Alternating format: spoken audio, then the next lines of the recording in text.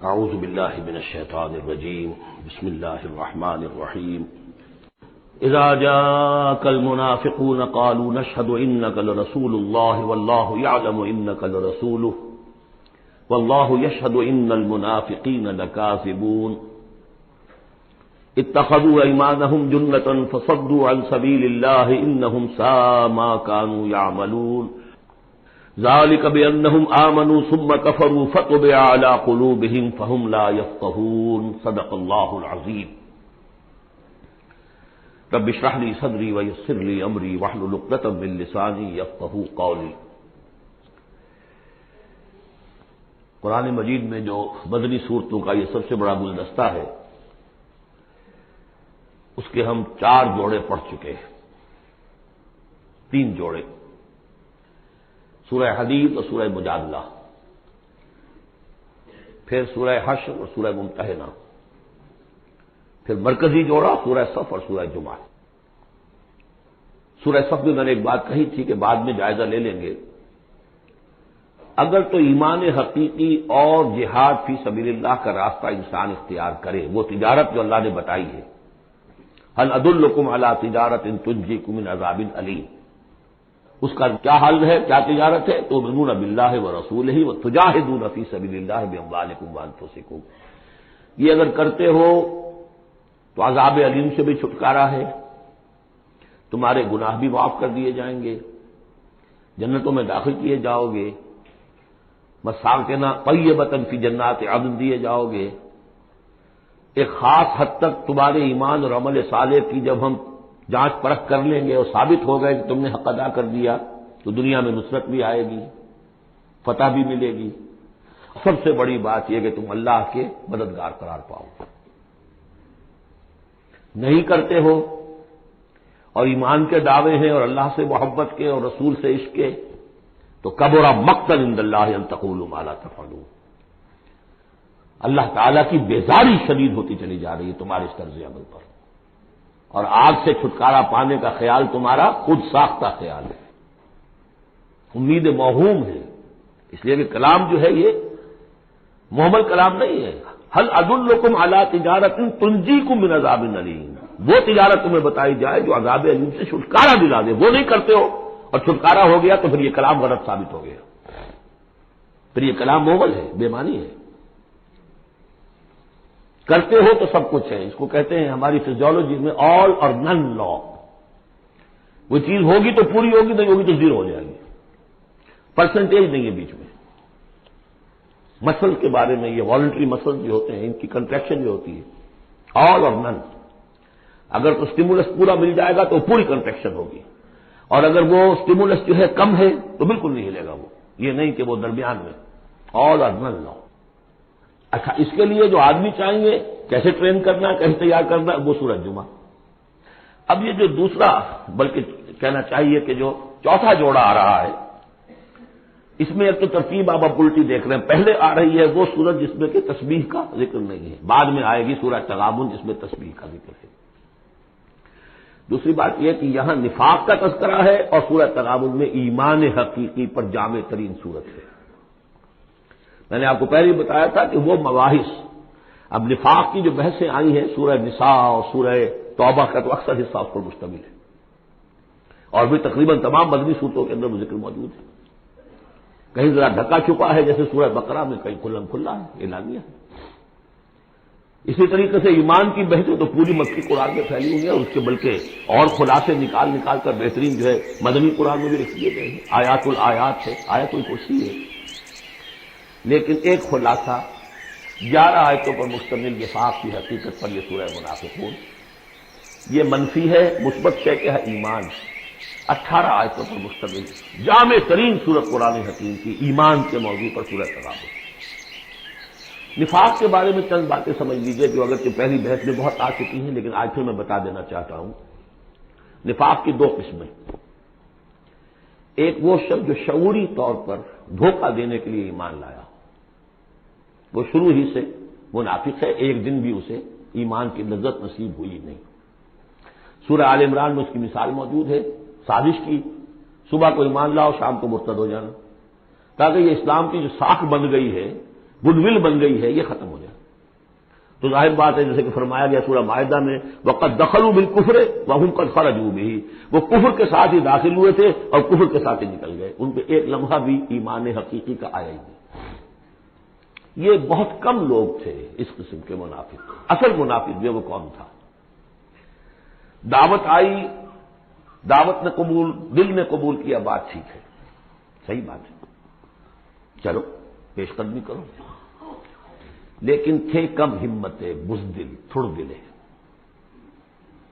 اب ظاہر بات ہے یہ دعوت تھی انقلابی دعوت، انقلابی دعوت میں تصادم کے مراحل آتے ہیں، اور وہاں جو ہے تکلیفیں، آزمائشیں، مصیبتیں، ایثار مال، بذل نفس، یہاں تک کہ وہ مرحلہ بھی آ سکتا ہے کہ نقد جان ہتھیلی پر رکھو اور میدان میں آ جاؤ۔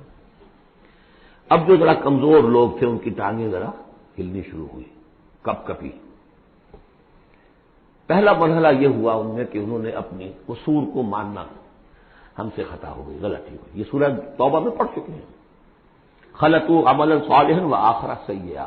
اب یہ ہے کہ کسی اچھے کام بھی کر رہے ہیں، کسی کو برا کام بھی کر دیا، کبھی کوئی لبیک بھی کہہ دیا، کبھی کہیں کھسک گئے، لیکن اپنی غلطی مان لی کہ حضور ہم سے غلطی ہوئی، ہم کوئی جھوٹا بہانہ نہیں بناتے، آپ جو سزا چاہیں دے لیں، ہم حاضر ہیں۔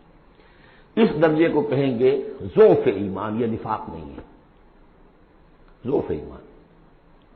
اگلا درجہ آتا ہے جب آدمی کی جو جھوٹی عزت نفس ہے، اخذت العزت بالاسم، وہ جھوٹی عزت نفس اسے کہتی کب تک مانو گے اپنی خطائیں، تو جھوٹا بہانہ کر دیا کرو، یہ تھا مسئلہ، وہ تھا مسئلہ، یوں تھا، ایسا تھا، خدا کی قسم نہیں، وہ تیسرا مرحلہ ہے۔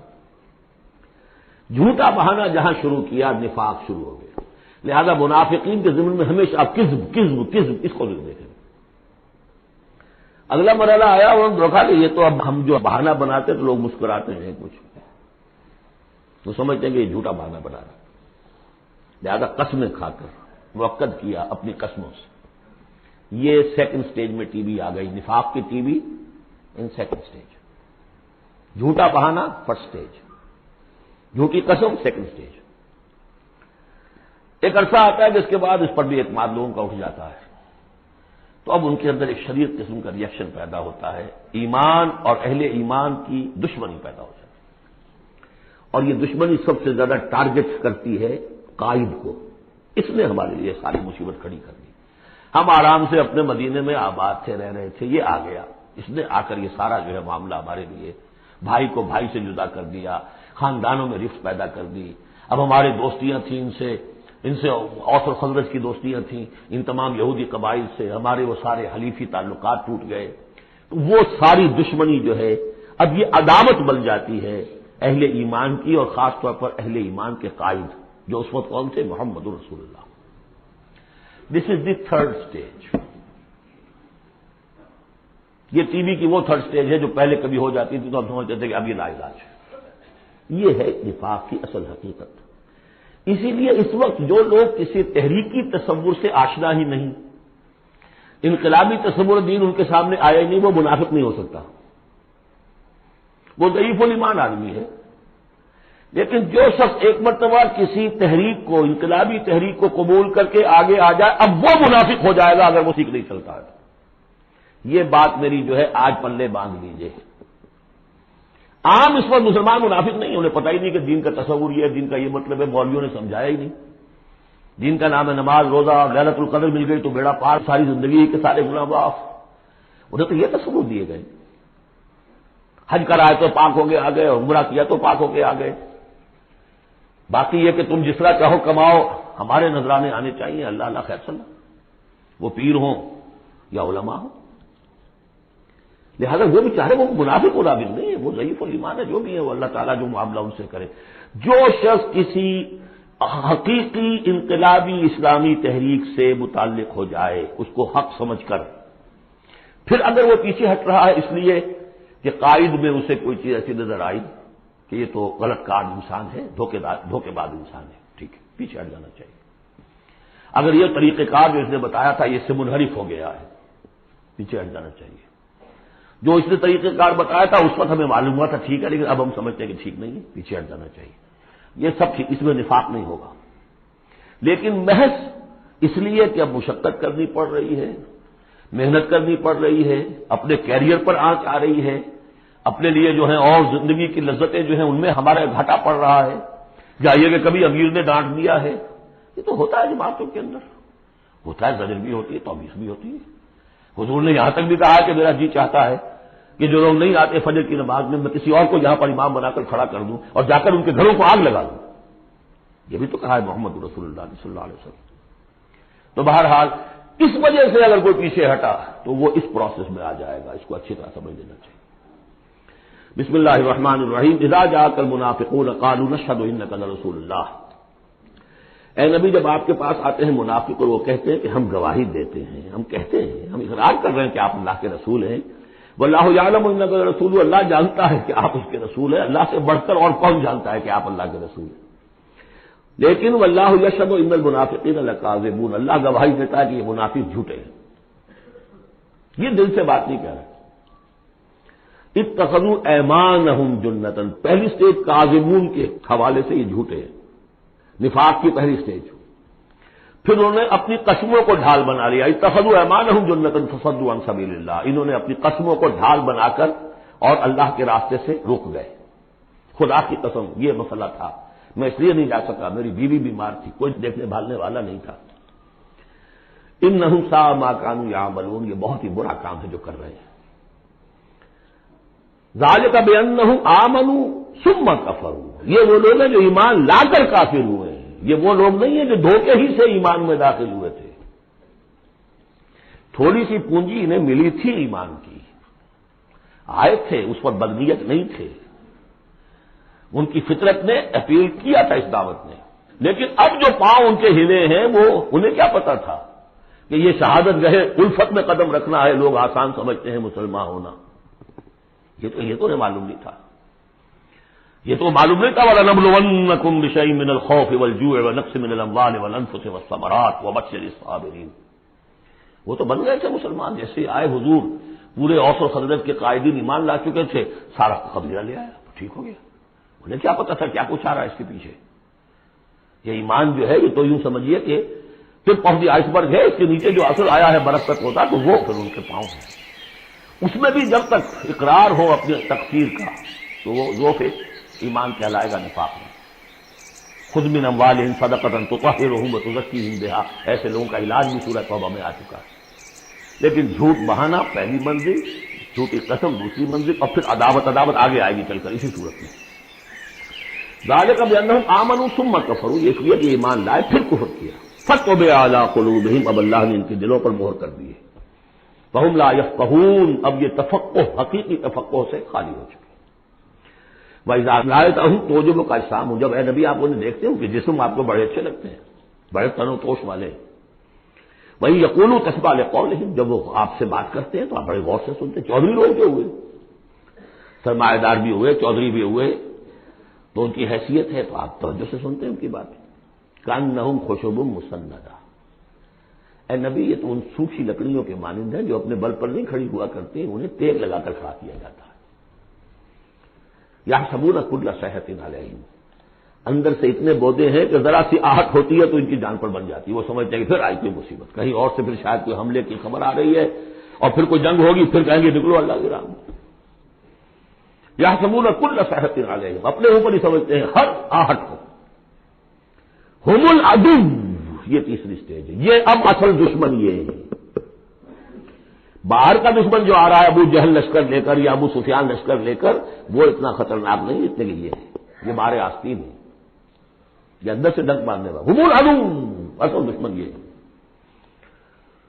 فاحذرہم، ان سے بچ کر رہو، چوکس رہو، چوکنے رہو، چاہے معاف کرتے رہو، یہ بات دوسری ہے۔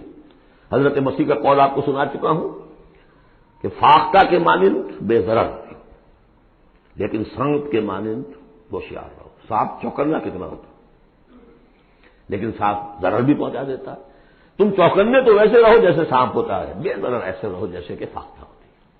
حضور کی یہی شان تھی، جس نے آگے جھوٹی قدم کھائی جدا، ٹھیک ہے بھائی جاؤ، ٹھیک ہے، مروت، شرافت، جس پر کہ پھر اللہ کی طرف سے گرفت بھی آ گئی۔ عفا اللہ عنک لما اذنت لہم، اللہ معاف کرے آپ کو، یا اللہ نے آپ کو معاف کر دیا، کیوں آپ نے ان کو اجازت دے دی؟ وَإِذَا قِيلَ لَهُمْ تَعَالَوْا قَاتَلَهُمُ اللَّهُ وَإِنَّا يُؤْفَكُونَ، اللہ ان کو قتل کرے، گردن مارے اللہ ان کی، کہاں سے یہ پھرائے جا رہے ہیں؟ یعنی قسمت کی خوبی دیکھیے، ٹوٹی کہاں کمند، دو چار ہاتھ جب کے لبے بام رہ گیا۔ محمد کا زمانہ نصیب ہوا صلی اللہ علیہ وسلم، ان کی دعوت پر لبیک کہنا نصیب ہو گیا، یہ نصیب اللہ اکبر لوٹ دیکھی جائے، لیکن کہاں سے یہ واپس پھرے؟ کس جگہ کمند ٹوٹی ہے؟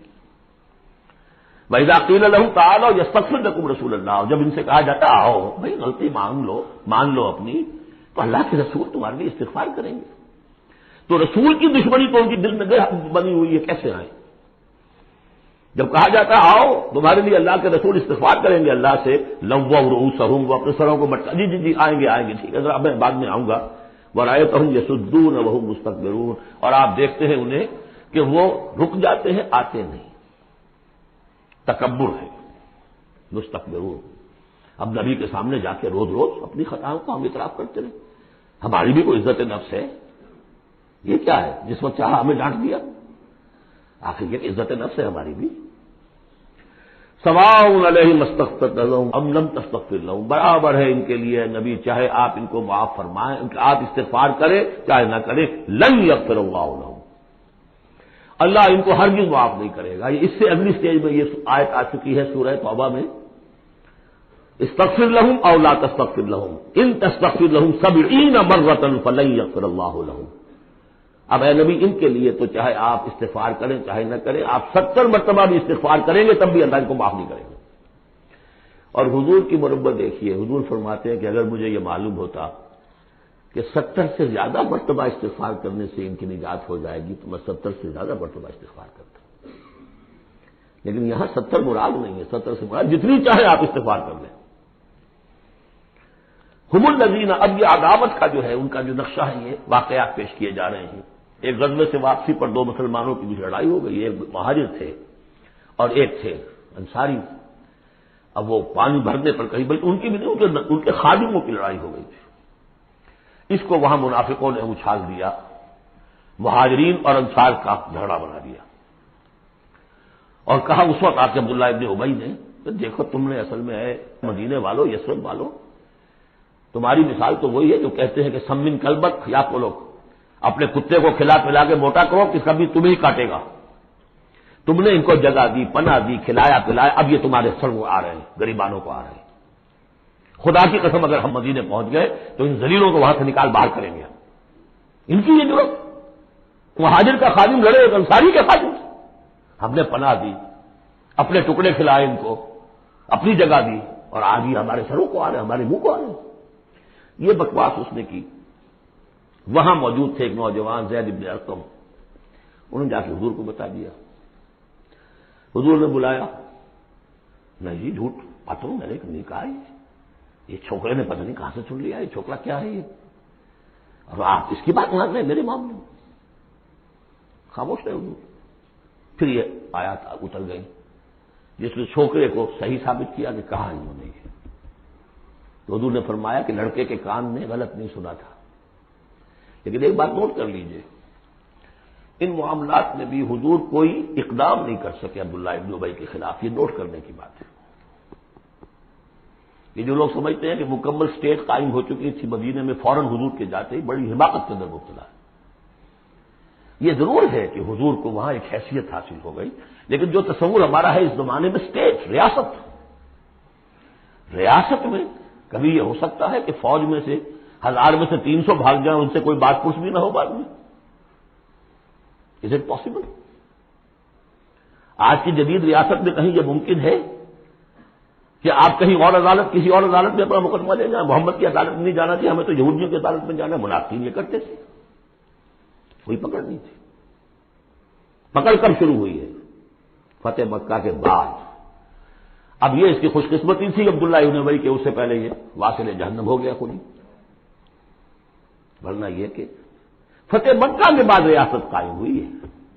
یہی وجہ کہ اس کے بعد پھر جب جنگ کا اعلان ہوا ہے تو جو نہیں گئے ان سے بات پوچھ ہوئی ہے، حساب کتاب ہوا، اس سے پہلے نہیں۔ تو اصل مسٹیک جو ہے عبداللہ ابن ابی کا، یہاں پہ بھی خاموش۔ ایک موقع پر جب کہ تہمت کا معاملہ چل رہا تھا تو ایک دفعہ حضور کے زمانے مبارک سے ایسے الفاظ میں نکل گئے، دکھا دے گی کہ کیا کوئی شخص نہیں ہے کہ جو مجھے اس ایذا رساں شخص جو ایذا پہنچا رہا ہے اس کی ایذا سے بچا سکے؟ بات انڈیا ظاہر تھا صاف کہ کیا کوئی شخص اس کو قتل نہیں کر سکتا. اب واقعات مختلف آتے ہیں. ایک واقعے میں تو یہاں تک آتا ہے کہ صاحب ابن معاذ موجود تھے، انہوں نے کہا کہ حضور آپ مجھے حکم دیجیے میں کبھی کرتا ہوں اس کو. سعد ابن عبادہ تھے، وہ خزرج میں سے تھے، وہ فوراً تم یہ اس لیے کہہ رہے ہو کہ وہ خزرج کا آدمی ہے. تو معلوم یہ ہوا کہ وہ جو قبائلی عصبیتیں تھیں کسی نہ کسی درجے میں ابھی موجود تھیں، ایک دن میں صاف نہیں ہوتی یہ چیزیں. پھر حضرت سعد ابن عبادہ کہتے ہیں حضور سے، حضور اس شخص کے معاملے میں نرمی کیجیے، اصل میں اس شخص کو ہم بادشاہ بنانے کا فیصلہ کر چکے تھے، اس کے لیے ہم تاج تیار کر چکے تھے، آپ آئے تو اس کے سارے خواب جو ہیں وہ بکھر گئے. اس کا ایک طرز عمل ہے، لیکن یہ کہ اس کا اثر ہے ہمارے قبیلے میں. حکمت اور مصلحت کا تقاضا یہ ہے کہ اس کے خلاف اقدام نہ کیا جائے. یہ بات سمجھ. ابھی ریاست اس درجے کی نہیں تھی کہ ان تمام چیزوں کو بالکل ان مصلحتوں کو بالکل نظر انداز کرتے ہوئے جو قدم چاہے اٹھا لیں. اب کتنا بڑا کفر ان کا چلا آ رہا ہے یہاں پر. ہم الذین یقولون لا تنفقوا علی من عند رسول اللہ حتی ینفضوا، یہی ہے وہ لوگ جو کہتے ہیں کہ مت خرچ کرو ان پر جو اللہ کے رسول کے گرد جمع ہو گئے ہیں. دیکھنا ان بستیوں کو تم کے ویراں ہو گئی، یہ سب بھاگ جائیں گے اگر تم ان کو پر خرچ نہ کرو. حتی ینفضوا، یہاں تک کہ وہ منتشر ہو جائیں. وللہ خزائن السماوات والارض، حالانکہ اصل خزانے کائنات کے آسمان اور زمین کے اللہ کے اختیار میں ہے. ولکن المنافقین لا یفقہون، لیکن ظاہر بات ہے کہ منافقین اس کا فہم نہیں رکھتے. یقولون لئن رجعنا الی المدینہ لیخرجن الاعز منها الاذل، اور وہ کہتے ہیں اگر ہم مدینے لوٹ گئے، اب کیونکہ فوج واپس آ رہی تھی ایک جنگ سے، اب جب مدینے پہنچ جائیں گے تو لازماً جو عزت والے ہیں نکال باہر کریں گے ان ذلیلوں کو. اور ذلیل سے مطلب کمزور، ذلیل کا مطلب جو ہے وہ ہماری زبان میں جو ہوتا ہے کمینہ وہ نہیں ہے، ان کو ہم نکال باہر کریں گے. وَلِلَّهِ الْعِزَّةُ وَلِرَسُولِهِ وَلِلْمُؤْمِنِينَ، حالانکہ عزت تو اللہ کی ہے اور اہل ایمان کی ہے، اللہ کے رسول کی ہے اور اہل ایمان کی ہے. وَلَٰكِنَّ الْمُنَافِقِينَ لَا يَعْلَمُونَ، لیکن یہ منافق جانتے نہیں. لیکن ہوا یہ کہ جب یہ قول پہنچا ہے، عبداللہ ابن ابی کے بیٹے کا نام بھی عبداللہ ہے، وہ بڑے مخلص نوجوان، خالص، صادق القول صادق الایمان. انہیں معلوم ہے میرے باپ نے یہ کہا ہے، تو مدینے میں دروازے میں کھڑے ہو گئے تو ننگی تلوار لے کر اپنے باپ سے کہا ہے کہ جب تک تم یہ نہیں مانو گے کہ تم ذلیل ہو، عزت ہے اللہ کے لیے اور اس کے رسول کے لیے اور اہل ایمان کے لیے، اس وقت تک مدینے میں گھسنے نہیں دوں گا.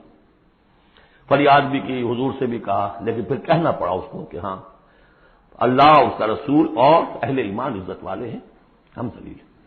تب داخل ہوئے. یہ 8 آیات ہیں حقیقت ایمان، اس کی اصل بیماری، اس کی سٹیجز، پروگنوسس کہ کہاں تک یہ لے جا سکتی ہے بیماری کہ رسول کا استغفار بھی مفید نہ رہے. اور 3rd سٹیج دشمنی پیدا ہو جائے. اب اگلی 3 آیات جو دوسرے رکوع کی ہیں اس میں اس کا علاج ہے.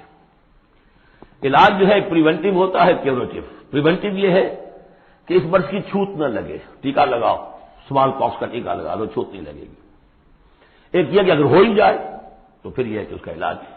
پریونٹیو کیا ہے؟ یا ایھا الذین آمنوا لا تلھکم اموالکم ولا اولادکم عن ذکر اللہ، اہل ایمان تمہیں غافل نہ کرنے پائے تمہارے اموال اور تمہاری اولاد اللہ کی یاد سے.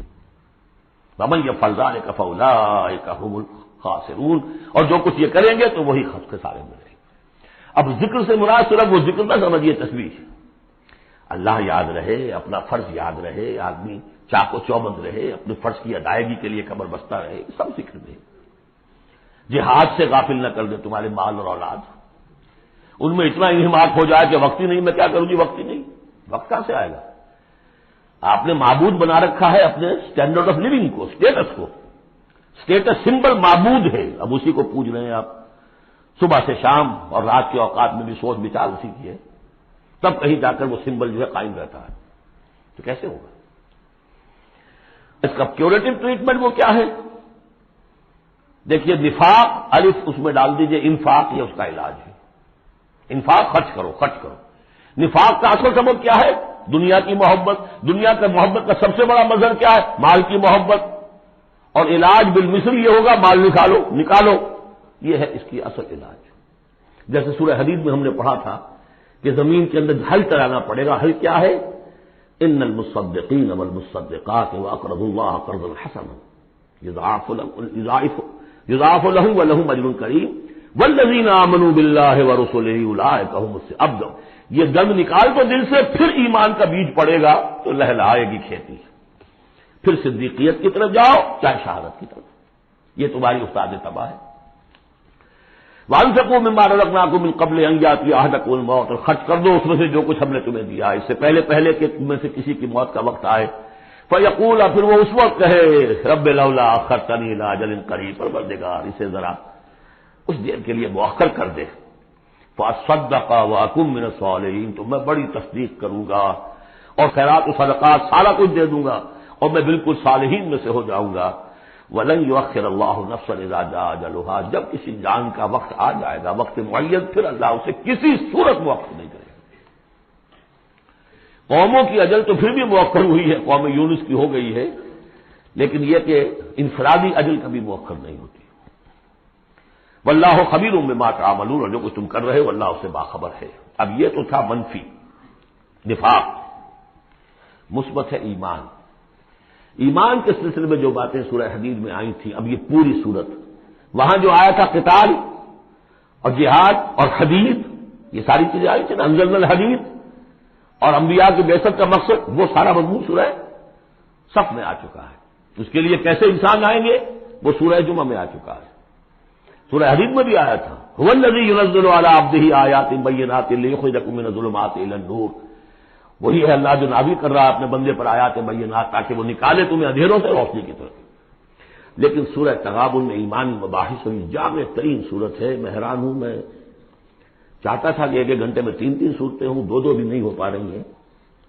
لیکن ایک بات یہ ہے کہ سورہ حدید کے بعد نمبر 2 میں سمجھتا ہوں کہ یہ سورہ مبارکہ بھی اللہ نے مجھے عطا کی. اس کے اسرار و رموز، اس کا نظم اس قدر واضح اللہ کے فضل و کرم سے ہے. آپ بھی نوٹ کر لیجیے، اس میں صرف اشارات ہو سکتے ہیں. 2 رکوع ہیں، 10 آیتیں اور 8 آیتیں.